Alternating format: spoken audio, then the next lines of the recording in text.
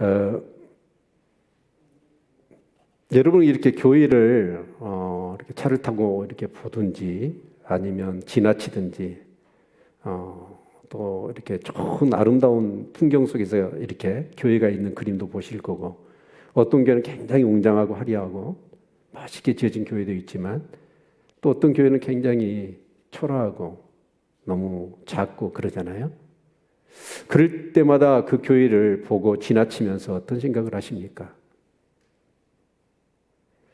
저는 항상 그 교회를 볼 때마다 어떤 마음을 갖냐면, 크고 작든지 간에 상관치 않고 저 교회가 지어지기까지 얼마나 많은 눈물과 기도와 그런 아름다운 마음들, 그런 사연들이 있을까, 그게 참 궁금하더라고요.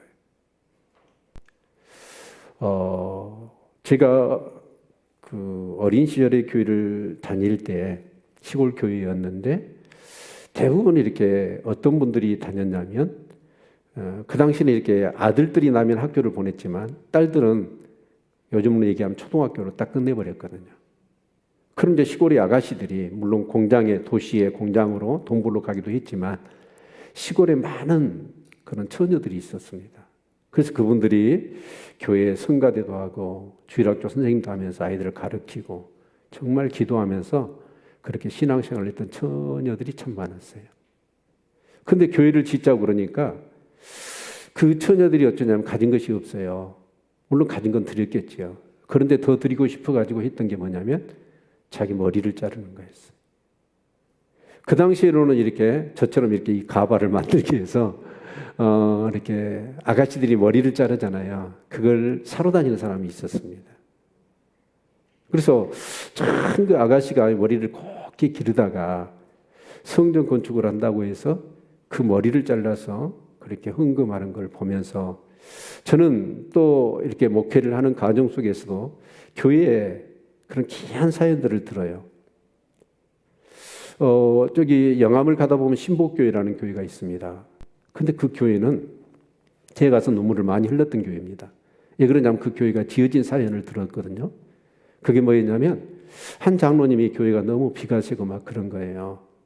그래서 안 되겠다. 교회를 지어야 되겠다. 근데 돈은 없어요. 그래서 그 장로님이 했던 게 뭐냐면, 그 당시에는 뭐 이렇게 트럭이나 경운기가 있지 않습니다. 소달구지거든요. 그런데 자기가 봐둔 산에 가서 돌을 캔 거예요. 근데 돌이 얼마나 크냐면 하나가 이만씩 하더라고요. 그걸 정으로 탁 쪼개가지고 네모 반듯하게. 그래가지고 그것을 구름마에다 달구지에다 싣고 산에서 내려와서 교회를 쌓았어요. 그러니까 그 교회에 가보면 전부 다 그 돌로 이렇게 벽이 다 되어 있습니다. 물론 이제 그 장로님이 그렇게 하시니까 다른 분들도 협력해서 이제 교회가 지어졌겠죠. 그런데 저는 그 교회에 가다 보면 그 산에서 바위를 쪼개가지고 네모 반듯하게 탁 정으로 쪼아가지고 그렇게 교회를 세운 그분의 노고와 수고와 정말 그 예씀을 생각하면 막 눈물이 나더라고요. 그런데 어느 교회인데, 우리 교회도 그렇잖아요. 제가 그때 이렇게 하나님도 울고 목사도 울었습니다 라고 하는 그런 내용으로 제가 시를 한번 써 놓은 적이 있습니다. 그런데 정말 우리 장로님들과 우리 교인들이 헌신하며 그때 정말 눈물겨운 사연들이 많거든요. 그래서 교회가 세워진 겁니다. 그래서 저는 어떤 교회를 지날 때마다 정말 그 교회의 아름다운 그런 사연들을 한번 이렇게 듣고 싶어요. 그리고 그렇게 기도가 되어져요. 저 교회에 저렇게 교회에서 교회 하나님이 뚝딱 지어준 게 아니잖아요. 정부에서 교회를 뚝딱 지어준 게 아니잖아요.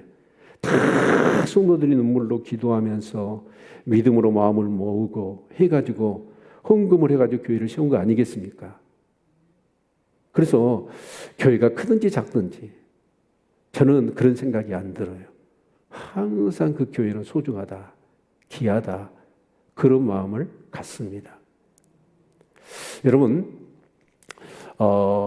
사실 이제 우리가 출애굽기 말씀을 이제 다음 주 주일이면 마치게 되는데 40장. 근데 우리가 출애굽기 말씀을 이제 이렇게 묵상을 해요. 근데 우리가 전체적으로 내용을 우리가 본다면, 자, 1절부터 18절까지는 뭐냐면 이스라엘의 이 애굽에서 이렇게 출애굽한 사건이 나와요. 한마디로 그건 뭐냐면 이제 정치적인 자유죠. 정치적인 자유. 애굽이라는 제국주의의 식민지 아래서 노예처럼 그들이 살았지 않습니까? 그래서 장자가 남자아이들이 나오면 다 죽어야 되잖아요. 그러면서 노예로 살았어요. 그런데 하나님께서 어떻게 하냐? 그들을 출애굽시켰어요. 그래서 정치적으로 자유를 주신 겁니다. 그런데 이제 19장부터 24장까지를 보면 정치적으로 그들이 이제 몸은 빠져나왔어요. 그러나 그들의 마음은 여전히 의식구조와 가치관은 뭐예요? 애굽의 제국주의의 그런 법에 의해서 그런 어떤 가치관에 영향을 받고 사는 거예요. 그래서 이제 시내산에 와서 하나님께서는 뭐 하냐면 그 제국주의의 법이 아니라 이제 하나님 나라의 법을 주신 거예요. 그게 율법이죠. 그래서 율법을 주셔서 이제는 이제 세상 헛된 영화를 위해 살지 않고 하나님의 백성으로 하나님의 영광을 위하여서 정말 하나님의 그런 제사장다운 삶을 살아라 라고 해서 법을 주신 거예요. 자, 그런데 그러면 25장부터 40장까지는 뭐냐면 전부 다 성막에 대한 내용이에요. 그러니까 출애굽기가 출애굽에 대한 내용은 일부분입니다. 무슨 내용이 많아요? 성막에 대한 내용이 그 대부분입니다. 그러면 그걸 뭘 의미하겠어요? 성막을 지우게 하신 이유가 뭐죠? 하나님이 거기서 이스라엘 백성을 만나시고 그들과 교제하고 그로 인하여 그들과 동행하시겠다는 거잖아요. 아멘. 그래서 이 모세가 바로한테 가서 뭐라고 얘기했냐면 하나님이 하나님의 백성들을 이끌어내서 그곳에서 하나님을 섬기고 예비할 거다라고 하셨어요. 자, 그렇다고 한다면 우리가 이제 드리는 이 예배, 교회를 지어서 우리가 여기서 예배를 드리잖아요. 근데 그 예배를 드림에 있어서 이건 어떤 거예요? 하나님을 만나는 거예요. 아멘. 물론 솔로몬의 그 기도를 통하여 보면 성전을 지으면서 솔로몬은 그렇게 얘기합니다. 상천하지 어디에나 하나님 무소부지하신 분이에요. 그러나 솔로몬은 그렇게 기도합니다. 주의 백성들이 동서남북에서 모여서 이 전에 와서 하나님의 이름을 부르며 기도하면 하나님이 여기서 그들을 만나시고 그들의 기도를 들으시라는 거예요. 아멘. 여러분, 그렇다면 하나님의 법을 주셨거든요. 그들은 정치적으로 몸은 빠져나왔어요. 자유잖아요. 그런데 자유할 수 있을까요? 법을 주셨다고 법대로 살 수 있을까요? 절대로 못 살아요. 그래서 하나님은 뭘 원하시냐면 하나님을 만나서 거기서 하나님의 뜻을 깨닫고 하나님의 은혜와 사랑을 받으라는 거예요. 그게 예배죠. 그렇게 살 때 우리는 어떤 삶을 살 수 있냐면 여러분 그 애굽의 옛사람의 그런 어떤 탐욕과 정욕을 위하고 이 세상의 헛된 것을 위하여 살아가는 그런 모든 그런 애굽에서의 그런 법과 그런 타락한 육체의 옛사람의 그런 본성으로부터 그런 유혹들을 우리가 이겨낼 수 있다는 거예요. 은혜를 받아야. 아멘. 그래야 우리는 뭐냐면 하나님의 법대로 살 수 있고 그 법대로 살아갈 때 하나님이 함께 하시면서 정말 하나님이 함께 하시는 증거로 그들의 삶을 치유하고 회복하고 그들의 삶 가운데 놀라운 하나님의 그 전지전능하심을 통하여 그들의 삶을 축복하시겠다는 겁니다. 그로 인하여 제사장의 나라, 하나님이 함께 하시는 그 백성들이 어떻게 하나님이 축복하시고 영광 가운데 그들의 삶이 살아가는가를 이 세상 모든 사람 앞에 보여서 제사장의 나라로 그 열방들도 하나님 앞에 나올 수 있도록 그렇게 하나님께서 하시겠다는 거잖아요. 그래서 사실은 출애굽기 25장부터 40장까지가 전부 다 성막에 대한 내용이에요. 아멘. 자, 그러면 우리가 이제 이 성막을 지어요. 그런데 사실은 25장부터 31장까지는 뭐냐면 모세가 이제 시내산에 올라가 가지고 하나님께서 이렇게 해라. 성막을 이렇게 지어라. 그리고 또 뭐요? 제사장의 옷은 이렇게 해라. 그리고 지었던 모든 기물들은 이렇게 배치를 해라. 그래서 이렇게 제사를 드리고 절기를 지켜라. 라는 얘기를 받았어요. 그래 이제 받아가지고 모세가 딱 내려왔는데 이스라엘 백성은 뭘 했어요? 궁송아지 만들어갖고 그게 하나님이라고 섬기고 있는 거예요. 그래서 모세는 가지고 왔던 그 십계명의 두 돌판을 깨버리잖아요. 그것은 이 앞에 말씀드렸죠. 어떻게 하나님 주신 하나님이 손수 새겨주신 하나님의 말씀을 깨버릴 수가 있습니까? 인간이. 그리고 모세가. 근데 그건 뭐냐면 바로 하나님과의 언약이 깨졌다는 거예요. 그럼 언약이 깨졌으면 어떻게 해야 돼요? 언약을 파기한 자는 어떻게 해야 돼요? 죽어야 되잖아요. 그래서 하나님이 죽인다고 그러니까 모세가 가서 하나님 앞에 중보기도를 해요. 그래서 하나님이 그 중보기도, 모세의 중보기도를 들으시고 하나님이 용서하시죠. 그래서 다시 모세는 산에 올라가서 이제 다시 언약을 체결하잖아요. 아멘. 네, 그렇게 해서 이제 32장, 3장, 4장이 송아지를 하나님으로 금송아지를 섬긴 것들에 대한 문제 해결을 하고 나서 이제 35장부터 이렇게 해라라고 하니까 이제 이스라엘 백성이 이제 그 말씀대로 순종해서 뭘 했다는 거예요? 예, 예물을 드리고 성막을 지었다는 거예요. 아멘. 자, 그러면 여러분 성막을 짓는 데 있어서 가장 중요한 게 뭘까요? 성막을 짓는데 우리가 교회를 세우는 데 있어서 가장 중요한 게 뭘까요? 네? 네. 우리가 이제 이 성경 이 39장 이후의 말씀을 보시면요. 우리 한번 저기 화면에 누가 써 있는 거 적응이 안 돼. 자, 우리 성경을 한번 띄워 줄래요? 39장 7절. 39장 7절을 보실까요?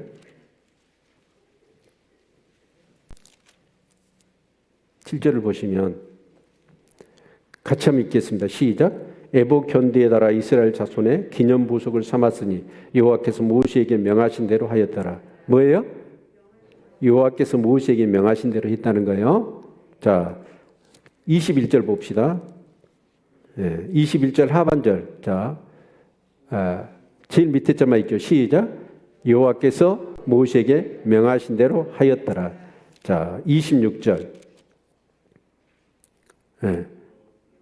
여호와께서 모세에게 명하신 대로 하였더라. 29절. 여호와께서 모세에게 명하신 대로 하였더라. 31절.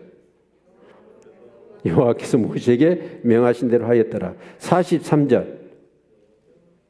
이제 43절은 좀 다르지요. 모세가 그 필요한 모든 것을 마친 거예요. 마쳐서 모든 것을 본즉 여호와께서 명하신 대로 되었으므로 그들에게 축복하였더라. 아멘. 그리고 이제 이 40장 16절. 자, 같이 한번 보죠. 40장 16절.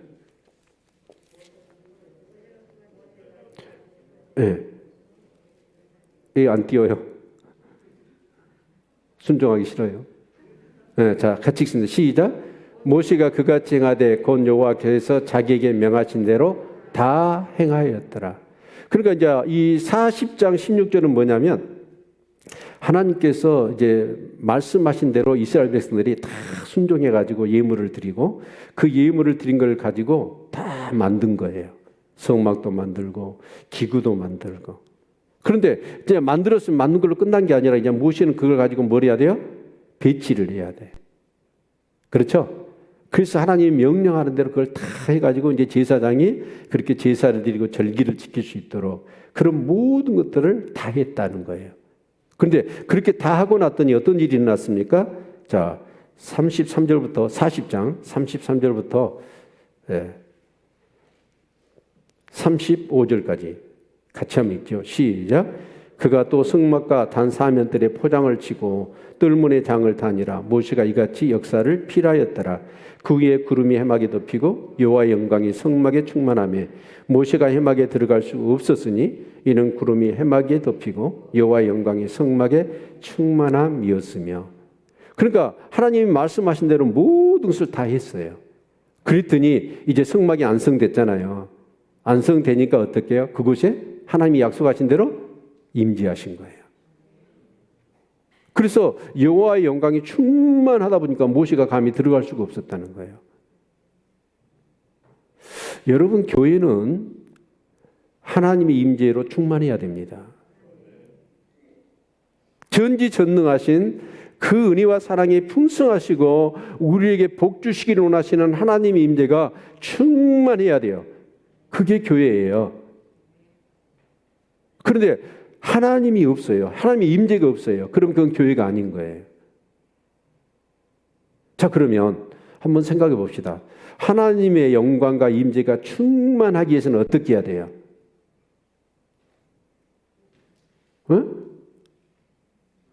방금 계속 우리가 읽었잖아요.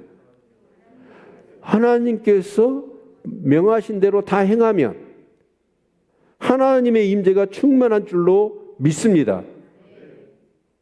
하나님이 말씀 명하신 대로만 살면, 그렇게 행하면 교회는 뭐냐? 우리의 삶은, 우리의 가정은 하나님이 명하신 대로만 살면 하나님의 임재가 충만해요. 하나님의 임재가 충만하면 어떤 일이 일어날까요? 악한 영이 떠나잖아요. 어둠이 물러가 버리잖아요. 질병이 치유되잖아요. 아멘. 모든 문제가 해결되어지는 거예요.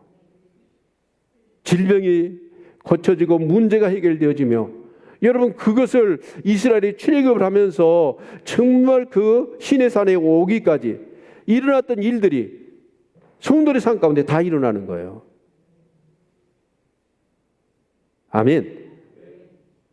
그 세상의 그런 애굽의 그런 모든 것들이 10가지 재앙을 통하여 정말 오므라 딸싹을 못하고 손들잖아요.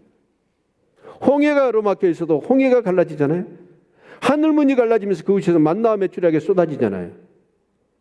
메마른 그런 어떤 강야에서 목이 말라있는 인생들에게 여러분 반석이 쫙 갈라지면서 거기서 생수가 솟아나잖아요. 아멘. 그 리비딘 골짜기에서 그 온수 같은 아말렉이 그렇게 이 반석에서 물이 나니까 그걸 뺏으려고 왔잖아요. 그런데 하나님이 역사하시니까 그 아말렉을 꺾어버리잖아요. 하나님이 함께 하시면 이런 일들이 우리의 성도들의 삶 가운데 일어날 줄로 믿습니다. 그런데 문제는 뭐예요? 하나님이 함께 하시느냐 함께 하시지 않느냐의 그 조건은 뭐예요? 우리가 하나님 말씀대로 사느냐 그렇지 않느냐라는 거예요. 하나님은요 변치 않으십니다. 늙거나 그래가지고 힘이 없어 여러분 그러신 분이 아니에요. 하나님은 어제나 오늘이나 동일하신 분입니다. 그래서 여러분 이스라엘 백성들과 함께 하셨던 하나님이 그 성막을 짓자 여호와의 말씀대로 그대로 행함으로 인하여 그 성막에 여호와의 영광이 충만했듯이 오늘 우리가 하나님의 명하신 대로만 살기만 한다면 우리의 삶 가운데 하나님의 인재와 영광이 충만할 줄로 믿습니다.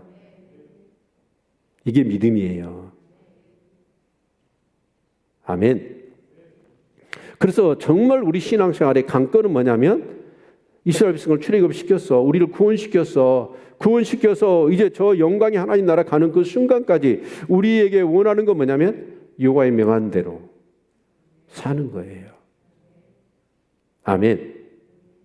자, 그래서 이제 이스라엘 백성들을 모아놓고 모세가 하나님께 받은 말씀을 그대로 전해요. 전하는 것이 오늘 우리가 35장에서 읽었잖아요. 35장에 뭐라고 얘기합니까? 4절에 모세가 이스라엘 자손 온 회중에게 고하여 가로되 여호와의 명하신 일이 이러하니라라고 하나님 말씀을 전한 거예요. 그래서 너희의 소유 중에서 너희는 여호와께 드릴 것을 취하되 무릇 마음에 원하는 자는 그것을 가져다가 여호와께 드릴지니 곧 금과 은과 녹과 청색 자색 홍색 실과 가는 배실과 하면서 쭉 그들이 하나님 앞에 드릴 그런 예물에 대해서 말씀을 해요. 아멘. 자, 그래서 이제 하나님이 모세를 통하여 말씀을 하셨네요. 말씀을 하시니까 이스라엘 백성이 그 얘기를 들었어요. 그 얘기를 들었을 때 어떻게 했다고요? 자, 우리 35장 같이 한번 봅시다. 그 말씀을 자 5절 같이 한번 읽습니다. 시작. 너희 여호와께 드릴 것을 취하되 무릇 마음에 원하는 자는, 여기서 중요한 게 무릇 마음에 원하는 자, 그걸 기억하시고 10절 보십시다. 10절 시작. 무릇 너희 중 마음이 지혜로운 자는 와서 여호와의 명하신 것을 다 만들지니, 예물을 드리고 재능이 있는 사람은 마음에 지혜로운 자는 와서 그것을 만들라고 하시는 거죠. 자, 우리 21절 같이 읽습니다. 시작. 무릇 마음이 감동된 자와 무릇 자원하는 자가 와서 성막을 짓기 위하여 그 속에서 쓸 모든 것을 위하여 거룩하신 옷을 위하여 예물을 가져 여호와께 드렸으니, 여기는 또 어째요? 무릇 마음이 감동된 자와 무릇 자원하는 자. 그렇죠? 자, 25절 시작. 마음이 슬기로운 모든 여인은 손수 실을 낳고 그 낳은 청색 자색 홍색 실과 가는 배실을 가져왔으며, 29절 시작. 마음에 원하는 이스라엘 자손의 남녀마다 됐습니다. 여기서 공통적으로 들어가는 단어가 뭐예요? 마음이에요. 마음. 그러니까 여러분, 그 마음에 감동된 자, 그러면 이 마음에 감동된다는 말의 의미가 뭘까요? 자, 모세가 하나님의 말씀을 듣고 그 말씀을 이스라엘 백성에게 전했거든요. 그런데 그 말씀을 들었어요. 들으니까 그 말씀을 듣고 마음이 감동된 자. 자, 그러면 자, 이스라엘 백성들이 다 지금 여기 있어요. 여기 있는데 모세가 이렇게 하나님의 말씀을 전했어. 그러면 이스라엘 백성들이 전부 다 들었을까요? 들었을까요? 안 들었을까요? 여기서 무릇 마음에 감동된 자가 들었다고 그랬어. 그러니까 감동이 없는 자는 하나님이 말씀을 했어도 들었을까요? 안 들었을까요? 안 들은 거예요. 여기서 마음에 감동된 자가 자원함으로 드렸다고 그러거든요. 그러면 오늘 이 말씀은요, 우리가 신앙생활하는 데 있어서 매우 중요한 말씀입니다. 왜냐하면 성경에 보십시오. 자, 마음의 감동, 성령의 감동, 자원하는 마음 달라고 막 그런 내용들이 많잖아요. 그런데 반대로 어떤 얘기가 많아요? 억지로, 인색함으로, 부득이함으로 하지 마라. 자, 그러면 신앙생활을 정말 하나님을 섬기는 믿음 생활도 마찬가지고 예배 생활도 마찬가지고 봉사하고 헌신하고 정말 그런 모든 생활 가운데 여러분, 마음의 감동을 받고 자원하는 마음으로 하는 사람도 있고 부득이함으로, 인색함으로, 억지로, 체면 때문에 마지못해서 하는 사람도 있다는 거예요. 자, 그런데 한번 생각해 봅시다. 신앙생활을 여러분 한 몇 년 열심히 하다가 말 거예요? 신앙생활은 그게 아니잖아요. 하나님 나라 갈 때까지 해야 되죠.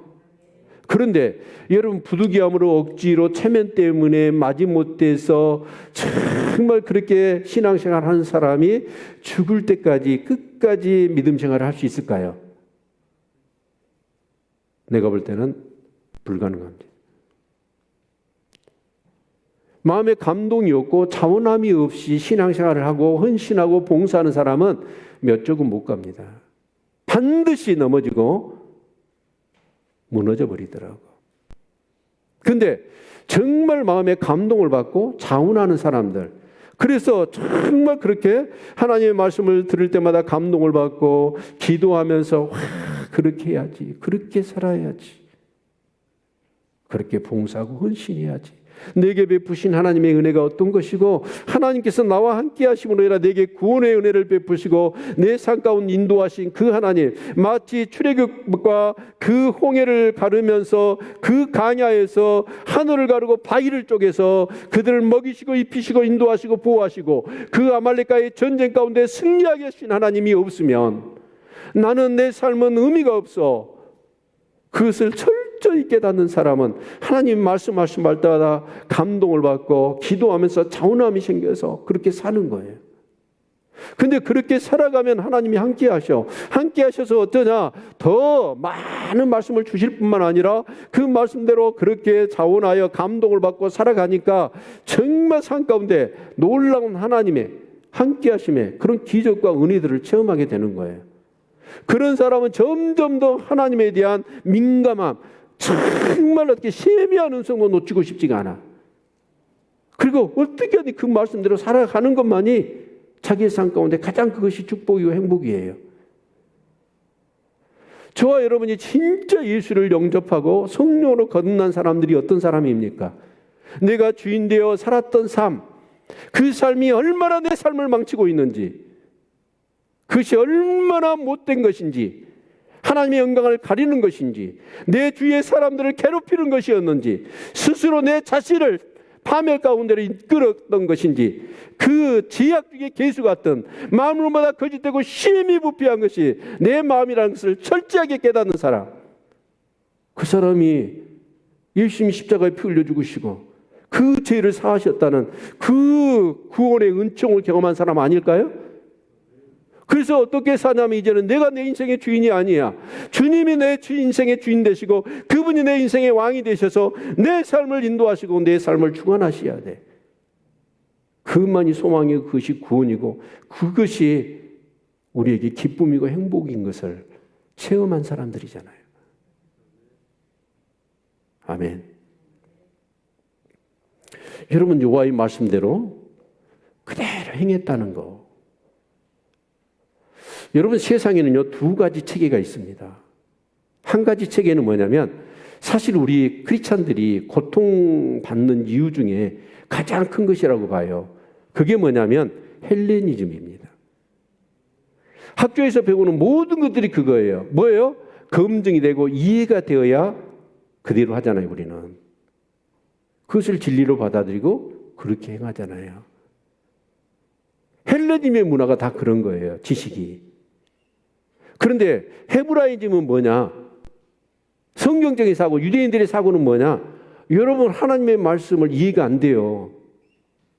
이해가 안 되는데도 하나님의 말씀이니까 그냥 하는 거예요. 순종하는 거예요. 그런데 그렇게 순종했더니 하나님을 알게 되고 놀라운 축복을 받는다는 걸 안 거예요. 그래서 헬레니즘이냐 이 성경적인 헤브라이즘이냐 라는 건데, 그 본 배경에 깔려있는 정신은 뭐냐면 내가 주인이냐 하나님이 주인이냐 이걸로 기결이 돼요. 그러니까 모든 것을 내가 판단해, 내가 검증해. 그래서 내가 이해하고 내가 받아들이는 합리적으로 그런 것들만을 우리는 지식으로 소유할 뿐만 아니라 그걸 가지고 살잖아요. 그러니까 모든 취사 선택은 누가 해요? 내가 하는 거예요. 내가 주인인 거예요. 그러나 성경적인 사고, 헤브라임적인 사고는 뭐냐? 내가 주인이 아니야. 하나님이 주인이야. 하나님이 말씀하셨으니까 그렇게 사는 거예요. 아멘. 그걸 여러분이 인생의 삶을 살면서 경험하지 않았습니까? 내 뜻대로 살았던 삶이 어떻든가, 내가 주인되어 내 임의대로 살았던 삶이 어떤 결과를 초래했는가를 뼈저리게 느낀 사람들 아닙니까? 그래서 더 이상 그런 어떤 삶이 내가 주인된 삶이 아니라 주님이 주인되는 삶을 살겠다고, 그래서 예수를 주인으로 모신 사람들, 그게 크리스찬 아닙니까? 어찌 아멘 소리가 적습니까? 아멘. 그러면 우리는 어쩌냐? 하나님 말씀대로 살아야지.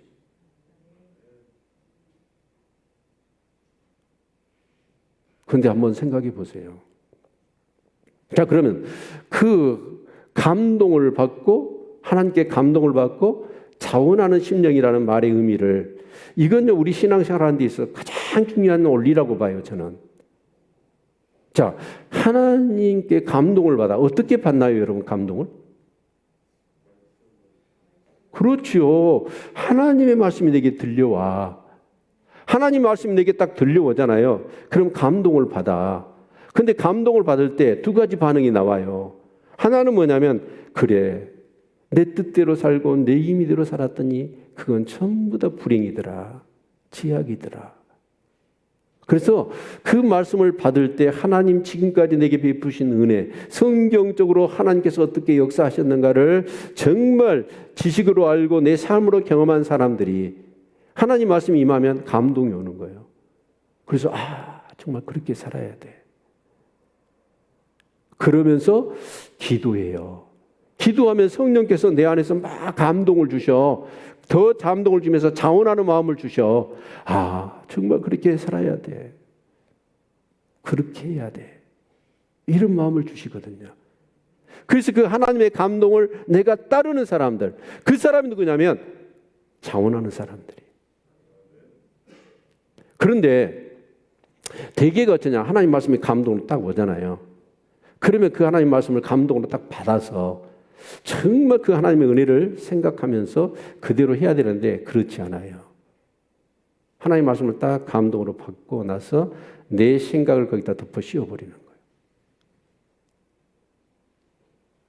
그때는 뭐냐면 하나님 말씀이 이제 순종하기가 싫어요. 다른 예를 들어봅시다. 제가 이렇게 또 성경을 여러분이 묵상하든지 예배를 드린다 할지 말씀을 들을 때 기도할 때 성령의 음성이 들리지 않잖아요? 들리잖아요? 들려요? 안 들려요? 하나님 말씀이 들려. 근데 이런 말씀이 들렸다고 생각합시다. 용서해라. 그런 거예요. 그러면 용서해라 말씀이 딱 들려서 그러면 여러분한테는 딱 뭐가 생각나요? 어떤 사람이 떠오르죠? 떠올라요? 안 떠올라요? 떠오르죠. 하나님이 용서하라는구나. 그래, 용서해야 돼. 그래야 하나님도 영광 받으시고 그 사람도 좋고 나도 좋아. 용서하라면 혈과 육의 싸움만 싸울 뿐이고 그 마귀만 좋아하는 일이야. 이걸 깨닫고 그래요 하나님 제가 용서하겠습니다. 그리고 바로 꼴깍 일어나가지고 어떻게 하는 거예요? 그 사람 찾아가서 용서를 구하는 거예요. 용서하는 거예요. 이게 감동을 받고 자원하는 사람이라고요. 근데 용서하라는 말씀이 딱 떨어졌어. 그럼 그 말씀을 그대로 감동을 받아갖고 그대로 해야 되잖아요. 그런데 이 사단이라는 놈이 우리 생각을 갖다 확 거기다 더 씌워버려. 그래서 뭐라 하냐면 저 인간이 어떻게 나한테 했는데 내가 용서를 해? 내가 저 인간이 그렇게 했는데 내가 용서하면 저 인간이 나를 어떻게 생각? 나만 바보 되는 거 아니야? 이런 생각을 딱 갖다 씌워버려. 용서가 되겠어요? 안 되겠어요? 안 되는. 그러니까 여러분 진짜 하나님의 말씀을 받았잖아요. 그럼 감동을 받고 감동을 받은 대로 어떻게 해야 돼요? 자원하면서 해야 돼. 그런데 어쩌냐면 그 방해꾼이 누구냐면 바로 나예요. 내 생각을 하나님 말씀에 갖다가 딱 뒤집어 씌워버린다니까. 짬뽕을 시켜. 그러면서 하나님 말씀을 희석시켜버리는 거야. 그러니까 우리가 말씀대로 살지 않고 말씀대로 살지 않으니까 어떻게 일이 나요? 하나님이 함께 하시는 은혜를 경험하지 못해. 여러분 예배를 수없이 드려. 예배를 수없이 드리지만 여러분 진짜 오늘 또 하나님이 생명의 말씀이고 영의 말씀이다. 이 말씀을 받아서 어떻게 하든지 말씀대로 살아야지. 감동을 받아야지. 은혜를 받아야지. 이런 마음으로 예배를 드리는 사람들 얼마나 있을까요? 진짜 마당만 받고 여러분 내가 앉은 자리만 뜨겁게 따뜻하게 할 뿐이지 내 가슴은 정말 그렇게 하나님의 음성이 들려와요. 그런데 우리는 그래요. 감동을 받지만 지적인 동의서를 좋은 말씀 들어서로 끝나. 자원하는 마음으로 행하지를 않아. 그러니까 어쩌냐면 점점 하나님의 그 음성에 대해서 우리가 무뎌지기 시작한 거예요. 마음도 다치고 나중에는 기도 다쳐요. 기도 다치니까 이제 더 이상 하나님의 음성이 감동으로 안 와. 그냥 지식으로만 오지. 그러니까 하나님하고 나하고는 겉도는 인생.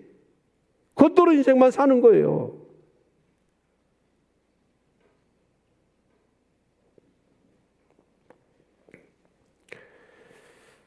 사랑하는 성도 여러분, 이스라엘 백성들은요, 모세가 그렇게 말씀을 맹해요. 그러면 가나안에서, 그 광야에서 이스라엘 백성들 정말 가난해요. 그 텐트 하나 이끌고 여러분 그 양식도 없어. 하나님이 매일매일 주시는 만나 먹고 살아. 그런 생활 속에서 그들이 그래도 애굽에서 나올 때 정말 그 애굽 사람들이 가지고 있었던 금은 보석, 여러분 그 금부치, 은부치 그런 것들은 어떤 상황 가운데 기묘하게 사용될지 몰라요. 그들에게 있어서 너무 소중한 거예요. 그런데 하나님이 성막을 짓는다고 달라고 그래요. 그러니까 그 말씀을 받고 제가 볼 때는 100% 그렇게 감동을 받고 자원했다라고는 여기지지 않아요. 그런데 정말 마음에 감동을 받고 자원하는 사람들은 드렸어. 그런데 그렇게 드렸더니 어떻게 됐냐면 우리 36장 6절 7절 같이 한번 읽어봅시다. 36장 6절 7절 같이 읽죠. 시작.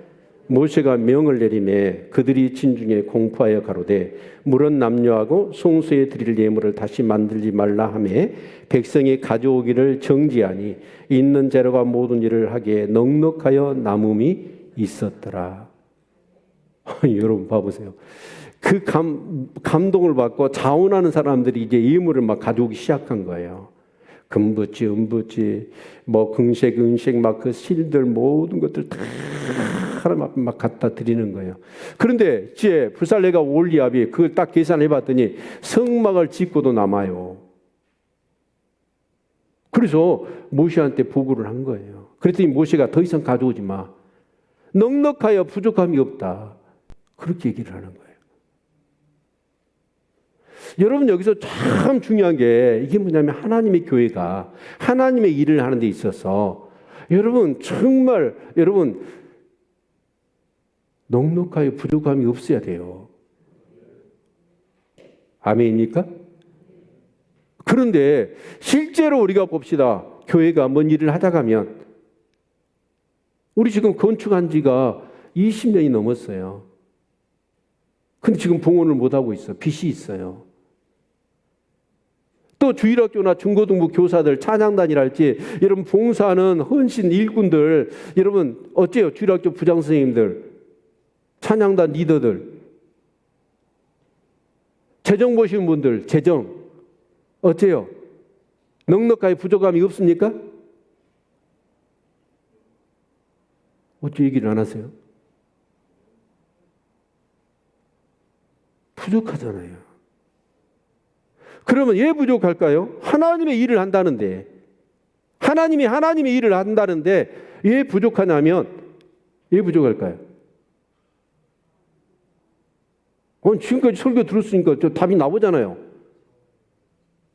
감동받은 사람이 없는 거예요. 자원한 사람이 없는 거예요. 감동을 안 받으려고 그래. 은혜를 안 받으려고 그래. 예. 인간의 생각을 하나님의 말씀에 더 씌워버리는 거예요. 와, 그건 건축원금으로 드리면 나 어떻게 살라고. 거기 주일학교로 봉사하고 찬양단에 봉사하면 내 생활을 어떻게 하라고. 인간적인 생각을 하나님의 말씀에 더 씌워버려. 여러분 그러면 한번 생각해 봅시다. 여러분 주일학교 교사가 부족하거든요. 자, 부족하면 여러분 그걸 다 우리 교인들이 어느 정도는 알아요. 알면 어떻게 해야 될까요? 어떤 감동이 올까요? 기도할 때마다 예배 드릴 때마다 전혀 감동이 안 오세요? 부족하구나. 그러면 기도하고 그런 부족한 걸 인식한 사람이 어떤 감동이 올까요? 성령께서? 네가 봉사해라. 그 감동 안 오세요?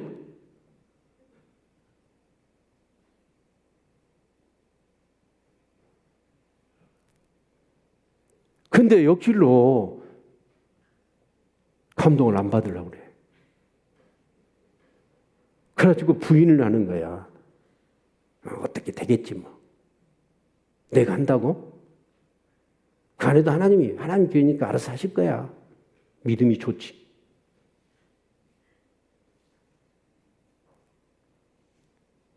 정말 그래요. 감동을 안 받으려고 그래. 왜 그러냐면 힘들다고 생각하는 거예요. 그런데 이 초대교회 그 강야교회에서는 어쩌냐. 정말 하나님이 그들을 만나시고 그들과 함께 하시면서 그들에게 복 주시겠다라고 하니까 이스라엘 백성들이 지금까지 출애굽 경험했잖아요. 구원을 경험했잖아요. 홍해를 마른 땅같이 건넜잖아요. 세례 받았잖아요. 만나와 매출하기로 하나님 먹이셔요, 입히셔요? 다 입히시잖아요. 정말 하나님이 없으면 살 수 있습니까? 주 없이 살 수 없다고 우리 그렇게 찬양하지 않습니까?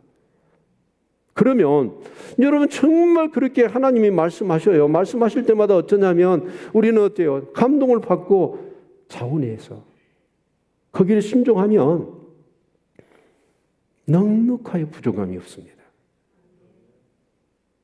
우리 교회요 이미 봉헌 예배 드리고 남았어. 그러면 여러분 한번 여기서 자 나는 누구 것이에요? 하나님 것이죠? 여기서 내가 하나님 것이 아니라고 한 사람 손 들어보세요. 그 사람은 하나님의 백성이 아니고 그 사람의 애비는 누구냐? 마귀니까. 지옥 자식이니까. 그러면 자 나는 주의 것이죠? 그러면 내 것은 전부 다 누구 거예요? 나는 주의 종이니까 종놈 것은 전부 다 주인 거지. 하나님 것이에요. 자, 그런데 하나님은 그 모든 것을 다 하나님 앞에 자, 내 것이니까 다 줘. 그러시나요? 얼마를 주라고 그랬어요? 10분의 1을 달라고 그랬거든요. 그러면 자, 오늘 여러분에게 이 메시지를 전합니다. 10분의 1은 하나님의 것입니다. 그러면 10의 1조 해야 돼요? 안 해야 돼요? 해야 되죠. 이것은 교회를 다니고 정말 구원받고 세례받은 사람은 다 할 거예요. 이것은 감동이 오고 필요가 없어요. 그런데 하나님이 끊임없이 여러분이 기도하고 교회에 나와서 예배 드릴 때마다 여러분 그 얘기를 하실 거예요. 하나님이. 여러분이 애써 예면을 하고 부인을 하고 지금 어려우니까 형편이 어려우니까 나중에 할게요. 나중에 복 주시면 2배로 할게요. 나중에 다 이자까지 계산해서 할게요.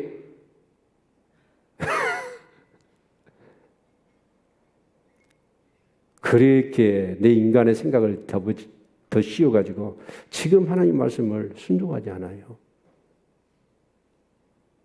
그런데 하나님께 드려야 될 것이 있거든요. 그것을 드리지 않으면 어떻게 될까요? 그게 액면 그대로 여러분의 삶 가운데 유익하고 여러분의 삶 가운데 행복하게 될까요? 그게 천만의 말씀입니다. 하나님은 어떤 방법을 통해서든지 하나님의 것은 가져가셔요. 이자까지 쳐가지고. 그걸 여러분이 인정을 못 하신다고 한다면 여러분의 신앙은 아직도 어린 신앙이에요. 봅시다. 성막으로 하나님 앞에 드리지 않으면 그거 뭘로 드릴까요? 금송아지 만든다고. 우상 숭배로. 전부 다 자기를 위한 우상으로 쌓을 거라고요. 저는 우리 성도님들이 늘 하나님께 열려있는 심령이 되시기를 축원합니다. 그래서 여러분 하나님의 말씀이 예배 때 그 여러분이 우리 지금 수요일날 이사야 묵상하잖아요. 이사야 말씀이 뭐라고 그러던가요? 진짜 너희의 무수한 재물이 나에게 무슨 이익이 있느냐? 너의 손에 피는 여전히 가득한 채 많은 기도를 해도 내가 듣지 않을 것이며 너희 드리는 그런 수양의 기름과 그런 모든 예배와 절기와 안식일과 올삭으로 드리는 제물과 그 제사에 내가 넘더리가 나고 내가 가증스럽게 여긴다. 피곤하다 내가 너무. 그렇게 얘기하잖아요. 지금 우리가 드리는 예배에 하나님이 그렇게 말씀하시는데 그 말씀을 따라서 어떻게 살라고 오늘 또 생명의 말씀 이 말씀 붙들고 그 감동을 받아서 그 말씀대로 살려고 몸부리시며 영적 전쟁을 해야 될 텐데 성도들이 어쩌냐? 말씀은 듣고 끝나버리고 예배는 계속 드리는 거예요. 그런 예배는 원치 않는데. 그런데 이스라엘 백성은 어쩌냐? 자원했어. 감동을 받고 자원해서 기쁨으로 드린 거예요. 그랬더니 뭐냐? 부족함이 없고 넉넉했다는 거예요. 저는 우리 교회 성도님들 이 복을 받을 수 있기를 축원합니다. 여러분 사고 세계, 여러분 정말 이런 생각을 가져요. 아, 하나님께서는 하나님, 뭐 이렇게 신앙은 신앙이고 종교는 종교고, 아니야. 정말 세상의 방식을 따라서 어떻게 하든지 모으고, 어떻게 더 열심히 하고, 주일도 가서 일하고, 뭔가 사업하고, 뭐 열심히 뭔가 모아야 내가 잘 살 거라고 생각. 그건요, 세상적인 방식이에요. 절대로 성경에서 지금까지 제가 여기서 설교했고 여러분 성경을 가르쳤지만 그렇게 말한 적이 한 번이 없습니다. 성경 어디를 봐도 그런 말씀이 없어요. 여러분, 감동을 받기를 싫어하면 감동을 주시는 그 은혜를 자꾸 내 생각을 더 씌워서 거부하고 무시해버리잖아요. 그러면 아예 문이 막혀버려요. 기도 마음도 닫혀버리고. 그래서 예배는 드려, 지적인 동의는 돼. 근데 삶은 없어. 하나님과 겉도는 거예요.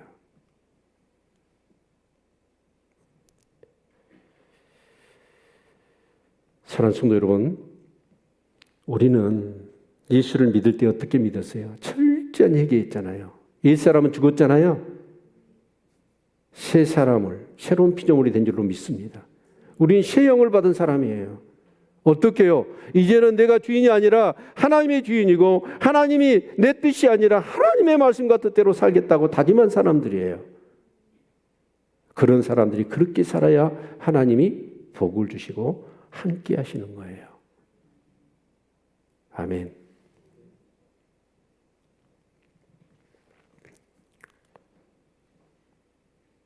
머리가 없을 때는 이런 게 없었는데 자꾸 머리가 있으니까 이렇게 이마에 머리카락에서 얘가 가려워가지고 이렇게 아따 이것도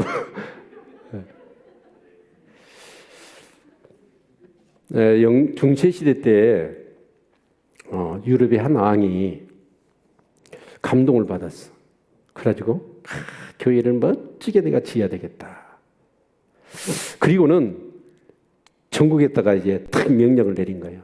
누구도 헌금하지 말고 기증도 하지 말고 딱 라인을 그어놓고 그 교회당 근처에는 얼씬도 못하게 한 거예요. 왜냐하면 자기 힘으로 자기가 모든 것을 다 해가지고 자기가 지어서 거기다가 머릿돌에다 자기 이름으로 자기가 지어서 하나님께 영광을 돌렸다라고 싶었던 거예요. 그래서 이제 왕이 명령을 그렇게 내리니까 누구도 얼씬을 않고 헌금도 안 하고 기증도 안 하고 다 왕이 돈 들여가지고 싹 그렇게 한 겁니다.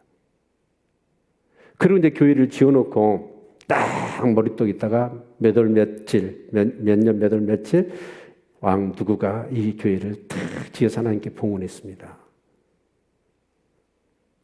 그 저녁에요. 그렇게 이제 이 입당 예배죠. 입당 예배를 다 드리고 잠을 자는데 꿈을 꿨어요. 근데 천사들이 막 와가지고 자기 이름을 싹 지어버리더래. 그래도 막 어떤 여자의 이름을 거기다 딱 새겨 넣더래요. 그런데 이게 첫날만 그런 게 아니라 그 다음날도 세 번을 연속해서 그 꿈을, 똑같은 꿈을 꾼 거예요. 그러니까 예사롭지 않잖아요. 그래서 왕이 도대체 이게 무슨 뜻일까? 그래서 그 이름을 찾았어. 그랬더니 그 여인이 누구냐면 굉장히 가난한 가부야. 그 성에 사는. 그래서 이 왕이 궁금한 거예요. 왜 하나님은 내가 다 지었는데 그래서 내 이름으로만 하나님 앞에 봉헌하고 싶어서 누구도 헌금하지 못하게 하고 얼씬도 못하게 금까지 가지고 금지명령까지 내려놨는데 내 이름을 지워버리고 이 가부의 이름을 새겨 넣으실까? 그래서 이 가부한테 물은 거예요. 네가 이 교회에 너 어떻게 했냐? 그렇게 물었더니 이 가부가 그런 거예요. 왕이 그렇게 명령을 하는데 하나님의 교회를 짓는데 뭔가 좀 하고 싶은데 왕이 명령을 내려서 얼씬도 못하고 아무것도 못했다는 거예요. 근데 기도하는 중에 그래도 성전을 짓는데 이렇게는 해야 되겠다. 자기가 할 수 있는 범위, 그게 뭐냐면 이제 이렇게 이 말들이 이렇게 성전을, 교회를 짓는 데 있어서 필요한 벽돌이나 막 그런 걸, 돌을 나르잖아요. 근데 기도하는 중에 어떤 감동을 주셨냐면, 저 말들이 얼마나 힘들까. 하나님의 교회를 짓는 저 말들에게 내가 먹이를 줘야 되겠다 싶어가지고 그 건초더미를 준비해가지고 그 말들을 그렇게 먹였다는 거예요. 왕이 그 얘기를 딱 듣고는, 하나님이 뭘 받으셨냐면 그 어마어마한 돈을 들여가지고 자기 이름으로 그 교회를 지은 자기보다도 사실은 자기 이름을 내려고 한 거잖아요. 근데 이 여인은 뭐냐면 정말 왕이 못하게 하니까 아무것도 할 수 없지만 뭔가를 하고 싶었던 거예요. 그래서 기도하다 보니까 자원하는 마음이, 감동이 왔어. 그게 뭐냐면 이 말들에게 먹이는 줄 수 있겠구나 해서 줬는데 하나님 그 마음을 받으신 거예요. 여러분, 하나님을 섬기고 교회를 섬기는 데 있어서 큰 일, 많은 물질 드리는 거, 여러분 그걸 원하실까요? 우리가 지금 읽었잖아요. 하나님 뭘 원하시는가요? 마음을 원하셔요. 나는 우리 교회 성도님들이 그 하나님의 말씀에 감동을 받으려고 하는 마음, 그 마음에 감동을 받고 그 말씀대로 살려고 하는 자원하는 마음, 이 마음만 모아진다고 한다면 우리 교회는요 부흥해요. 그리고 교회가 부흥한다는 이유가 뭐예요? 우리 성도들이 다 복을 받는다는 얘기예요. 지금까지 여러분이 기도하고 정말 부르짖고 했던 기도의 제목들, 문제들 하나님 다 해결해 주실 겁니다. 하나님은요, 여러분 그 부자가 내는 돈보다도 그 가부의 둘의 돈, 그걸 더 기뻐 받으셨어. 그게 뭐냐면 그 가부의 마음이거든요. 하나님은 어떤 물량이 아니라 우리 마음을 원하시는 거예요. 우리 마음을 원한다는 건 뭘 의미하냐면 우리 전부를 원하는 거예요. 아멘. 왜 우리가 기도해야 될까요? 자꾸 내가 주인 되고 내가 앞장섰던 내 생각들을 내려놓는 거예요. 그리고 하나님의 말씀, 민감하게 성령의 조그마한 세미한 음성이라도 정말 그 말씀을 듣고 그 말씀대로 감동을 받아 그들이 살고 싶은 거죠. 그런 마음을 가지고 산다면 하나님이 그분의 삶 가운데 그 구름이 영광으로 충만했듯이 그분의 심령과 가정과 또 그런 사람들이 모여있는 우리 교회에 그렇게 영광으로 임재하실 겁니다. 그리고 축복하실 겁니다. 자, 오늘 말씀을 들었어요. 어떤 말씀을 여러분 감동으로 들으셨나요? 그러면 자, 내년에 우리 교사도 많이 필요해요. 한번 봅시다. 오늘 감동을 받으셨다고 한다면 교사 자원서를 써서 부장 집사님한테 드려야 돼요. 오늘 11조에 대한 감동을 받으셨으면 11조를 해야 돼요. 그런데 거기에다 내 생각을 더 씌워버려. 아이고 지금 빚이 얼마인데 내가 적금 붓고 있는데 그거 다 들어가야 되는데, 이런 인간 생각을 더 씌워버리면 감동은 소멸해버려요. 그리고 하나님과 곧도는 인생을 살 수밖에 없는 겁니다. 나는 우리 교인들을 복 받는 것을 자랑하고 싶어요. 목사는 그게 가장 행복입니다. 우리 성도가 이렇게 아름다운 신앙생활을 해서 하나님 이렇게 복을 주셨고 이런 놀라운 축복을 베푸셨다 자랑하는 것, 그것이 우리 교회의 힘이죠. 아멘. 여러분 승리하시기를 축원합니다. 기도할까요?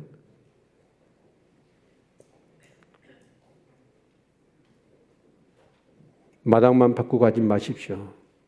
의자만 덮이고 가지 마십시오. 여러분의 가슴이 뜨거워지기를 소망합니다. 하나님 은혜를 감사합니다. 귀한 말씀 주시니 감사합니다. 우리의 신앙에 생명의 원리를 주시니 감사합니다. 수 없는 예배를 드리지만 하나님은 그 무수한 예배가 무슨 유익이 있느냐고, 오히려 주님이 피곤하다고 말씀하시고 무거운 짐이라고 말씀하십니다. 정말 하나님이 기뻐하시는 예배를 드릴 수 있는 산 제사의 그런 승리의 주역들이 될 수 있기를 원합니다.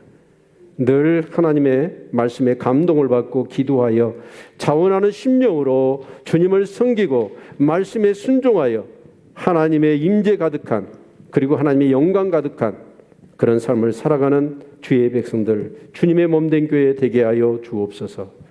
예수 그리스도의 이름으로 기도합니다. 아멘. 이 말씀 생각하면서